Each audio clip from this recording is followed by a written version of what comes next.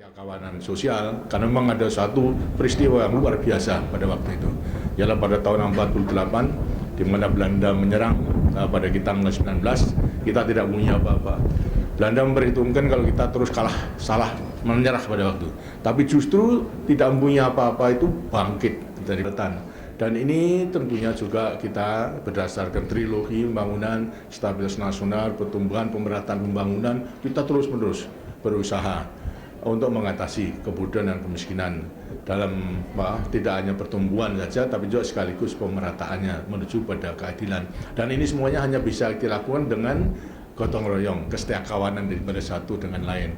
Kenapa tanggal 20 Desember itu kita jadikan daripada Hari Kesetiakawanan Sosial, karena memang ada satu peristiwa yang luar biasa pada waktu itu, ialah pada tahun 48 di mana Belanda menyerang pada kita tanggal 19, kita tidak punya apa-apa.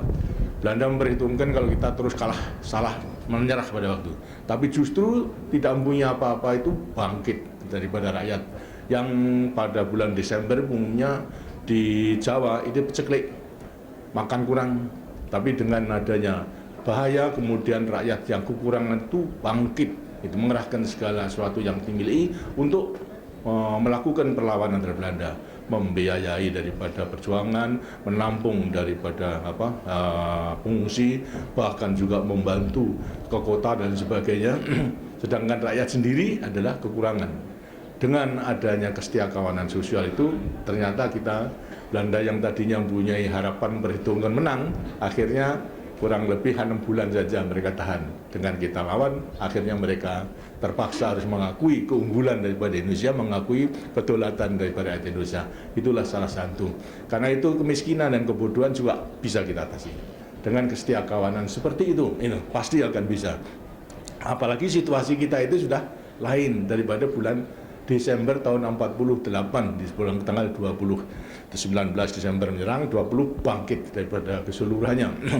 Dan saya sendiri merasakan sebagai pimpinan daripada pertumbuhan Jogja pada waktu itu betul-betul merasakan tentara tidak punya logistik, tidak punya apa-apa, yang punya hanya peluru saja sama garam, lain tidak punya apa itu. Tapi semuanya dibiayai, diberikan oleh rakyat yang relatif miskin pada waktu itu, menderita karena apa paceklik. Tapi walaupun demikian, seperti saya katakan, justru merupakan suatu kekuatan yang dahsyat sehingga kita bisa 6 bulan tahan dan bahkan mengadakan serangan umum yang menentukan 1 Maret pada waktu itu sehingga menentukan Belanda akhirnya harus mengakui keadaan daripada Republik Indonesia, kedaulatan, sehingga mengakui kedaulatan dan kemudian terus sampai pada sekarang ini. Jadi sekali lagi, kemiskinan dan kemelaratan bisa diatasi dengan kesetiakawanan sosial. Apalagi yang sudah mampu tentunya harus pulang untuk memberi bantuan, dan yang belum mampu bekerja dengan giat, tidak hanya menunggu saja. Ini pola-polanya telah ada. Mudah-mudahan ini bisa dibangkitkan oleh saudara-saudara dalam melaksanakan daripada keseluruhnya.